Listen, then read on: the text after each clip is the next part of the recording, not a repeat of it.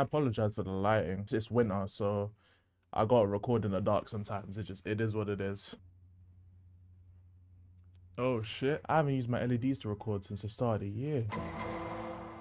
So a few weeks ago, Pearl, aka Just Pearly Things, was demonetized completely. She can't make no money from her channel no more. This comes a few months after Fresh and Fit got demonetized as well. Yeah, they made a whole live stream about it. Just a few months before that, Sneako got his channel terminated. So YouTubers started cracking down on like the top red pill creators. Whether they consider themselves red pill or not, mainly talking about Sneako, I don't care. They're part of that, or they were part of that at the time. And YouTube are really cracking down on, I guess, getting these guys off the platform, if that's how you want to put it. However, one thing I did notice about Fresh and Fit and Pearl specifically is that them and their fans, there was a rallying cry from them and their fans complaining about lack of freedom of speech. Freedom of speech is dead, YouTube doesn't do this, do that, etc, etc. I mean, we've talked about this with Andrew at length. Like, people don't want you guys to get this message, dude. Even Rumble's under attack too, bro. For everybody. Yeah, they're trying to shut Rumble down. I think at some point there was free speech where it was like, okay, you know what? Say what you got to say. We won't crucify you. But nowadays, free speech is kind of like, is it even a thing? I mean, not really. I mean, in my opinion, the only one who could really make a lack of freedom of speech complaint is Sneako. And even in his case, I wouldn't even agree with that. Even though he can't have a channel himself, his message is on YouTube. If YouTube really cared about freedom of speech in terms of Sneako, they would take down all his channels and try and remove all shorts, ban users, all of that stuff. But Sneako can collaborate on YouTube. He can, his message, his clips, some of his streams are still available on YouTube. It's just he can't immediately profit off YouTube. I also want to point out that in the case of Pearl and Fresh and Fit, you guys still have freedom of speech. I don't understand what you and your fans are talking about in terms of freedom of speech is dead. Not on YouTube, it isn't. You guys still have your channels. You can still upload what you're talking about. You can still stream. You can still do all the stuff you were doing before. It's just that YouTube aren't going to pay you. So you still have freedom of speech technically. Like, as far as I know, I think you guys got hate speech or something like that in terms of your reason for demonetization. YouTube never took away your freedom of speech. They're just not going to pay you. And as far as I know, YouTube's a private company, so they're not obligated to pay you anything. Now, you can make the argument that it's not fair and YouTube doesn't have a right to censor people, or I guess censor people in this case. I mean, Fresh and Fit, y'all kind of did this to yourself. I don't know too much about Pearl's background. I don't know if she did no crazy shit, but Fresh and Fit, y'all can't complain. I don't want to hear nobody complaining from your fan base. Bro, this guy Myron, even though it wasn't on YouTube, bro, wore the white hood, did Nazi salutes, and even on his live stream was parading around acting like a monkey in order to make fun of other YouTube creators. Nigga looks like a monkey. Preacher's over there looking like Magilla Grill and Donkey Kong having a baby. Like, Preacher like uses his head. Look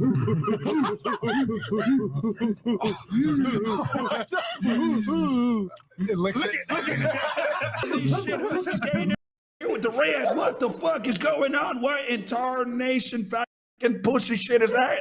Out of respect to minorities. What the fuck? Stop! Now, I want to clarify that in the Rumble stream, he did say he was parodying, however you say it. It was based off a joke that I think Dave Chappelle did, you know, the white hood and stuff. However, I feel like that's a cop-out because, to be honest, the joke wasn't good. Like, the way you executed it wasn't good. It was overplayed. It went on for too long. And I think it's just an out that you gave yourself in order to try and justify your actions. But really, it was horrible. It comes off as the straight R-ism. You come off like a raccoon, bro. Like, let's be honest, you do. Like, you man pulling out the white hood and the salutes for whatever Sneako is, bro, and a white supremacist. Yeah, I think I caught a little. That was a little hardcore. It was a little hardcore even for me. I'm glad you didn't show up in a white hood, Nick. That would have optics, you know? I was gonna do the MAGA hat, but it wouldn't go as hard as the white hood. So Nick, your followers are going to Myron now. You got competition. And then you got Pearl doing up background cheerleader settings. Yeah, you niggas are weird, bro. I ain't gonna lie. Now, when it comes to Pearl's case, I don't know too much. It's not like I'm not Sherlock Holmes. I didn't pour my investigation resourcing tools into finding out the exact reason why Pearl was demonetized, but she's definitely guilty by association because she was parading around acting like you man with the second coming, this whole red pill shit. I ain't gonna lie, she's guilty by association. It's tough. I don't necessarily agree with it, but life is life. If you hang around with the wrong crowd, you're about to get pulled into their drama. But at the end of the day, like I said before, YouTube is not obligated to pay everyone who uses the app. I guess I'll call it an app. Yes, YouTube should have different points of view, different opinions, all of that type of jazz. But at the end of the day, it's a for-profit business. Like if YouTube, it would have been shut down ages ago if it was constantly losing money. The whole point of YouTube is for people to make money. To make money, YouTube has to have a certain type of brand, a certain type of outlook. It's why you see so many different channels getting shut down.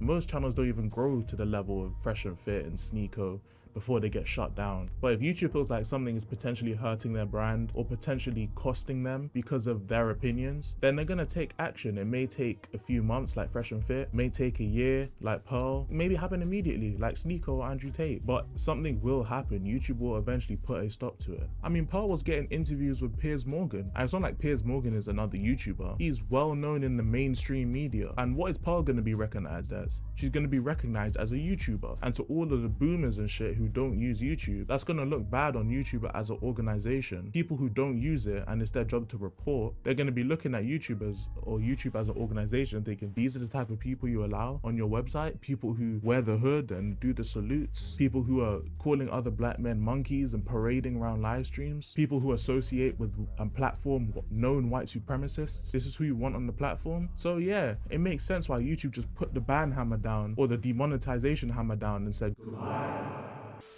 That's pretty much what I wanted to talk about. That sums it up. Personally, I don't care. Red pill, no, I don't really care about red pill and blue pill and all this shit. I'm glad it's just over because this lasted way too long. I'm tired of this shit, man.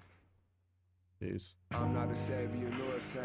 Told 30s and sticks with an open case. I try to behave when I know I can't. So purpose of this is to motivate. What's the ticket? Shit we can negotiate. Take a toke of the law while I